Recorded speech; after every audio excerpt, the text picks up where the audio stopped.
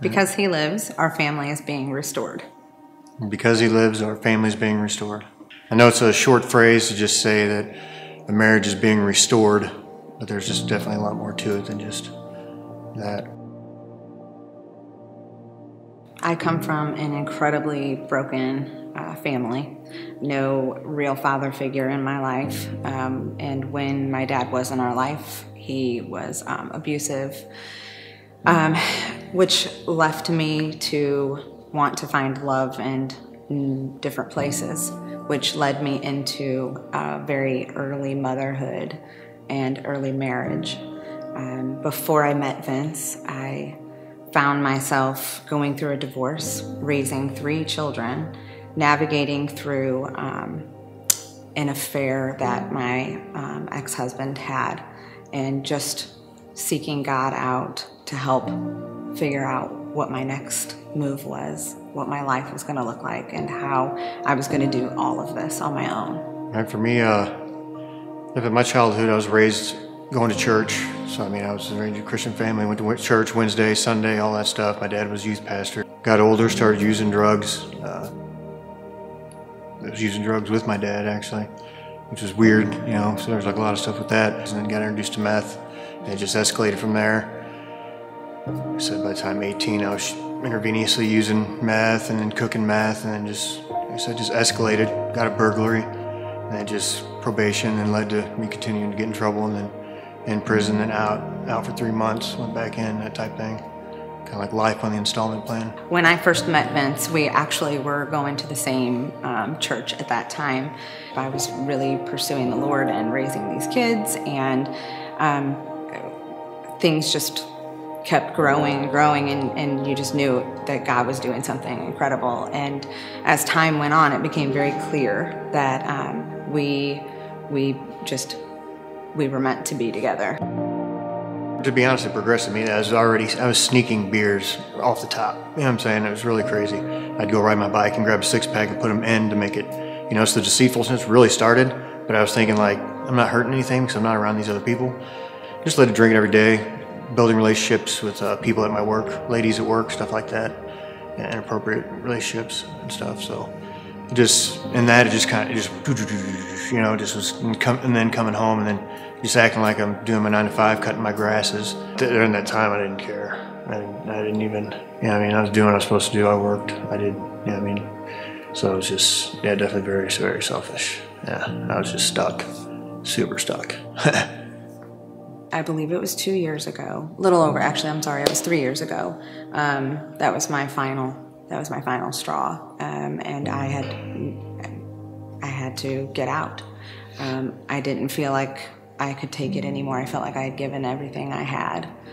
I started preparing where I was going to go, what I was taking, and it just didn't end up going that way. It was kind of strange because I started seeing him changing, and I was like, stay skeptical because, you know, this has happened before. Just stay focused. You are leaving. You're taking your kids, and you're going to do this separately but peacefully.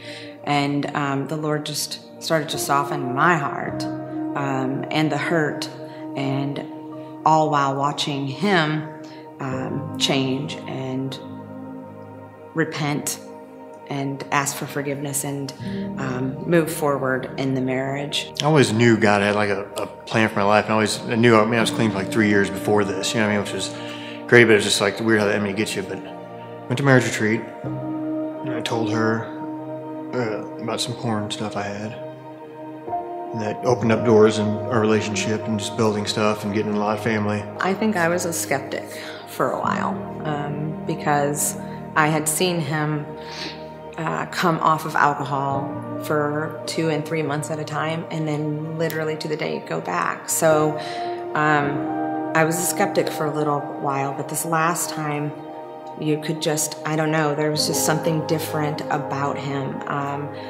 He just beamed with like wanting to know the Lord again. And just seeing the gossip is like, you can talk to people, and just knowing that there's like,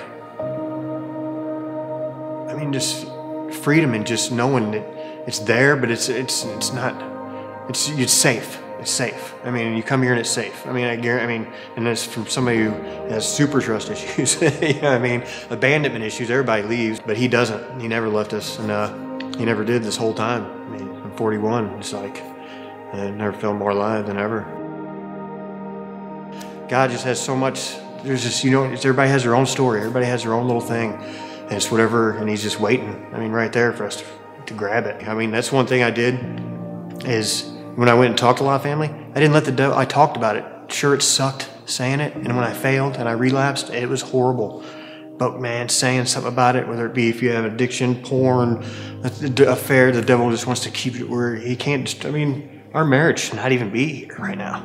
To come from such broken backgrounds, to finding the Lord, to falling, to getting back up, and to walking with people, to know that our story, this isn't the end of our story, but this is honestly like the really beginning of it. A drug addict, adulteress, just man, I was a thief, robber, whatever. I mean, I was everything. It's like, just to see what he restored, and like I said, he's not finished with us yet. And to have a marriage together, you know what I mean, to know that that's possible. I think people just need to know that whatever you're going through, whatever you're doing, that, I mean, he's no respecter of persons. We're all the same. I mean, what he does for me, I'll do for you. And, I mean, don't give up. And because he lives, I'm free from drugs and alcohol, and just free to express myself and share the feelings I have whenever, without doubt, you know, to people, without feeling shameful, without feeling, you know, I know those struggles are going to be there. Struggles are always going to be there. And just because he lives, I can address those. I don't have to keep it to myself, be embarrassed by it. I can say it and not care what people think. Because he lives, I know that he can walk me through anything. And I'm gonna be okay.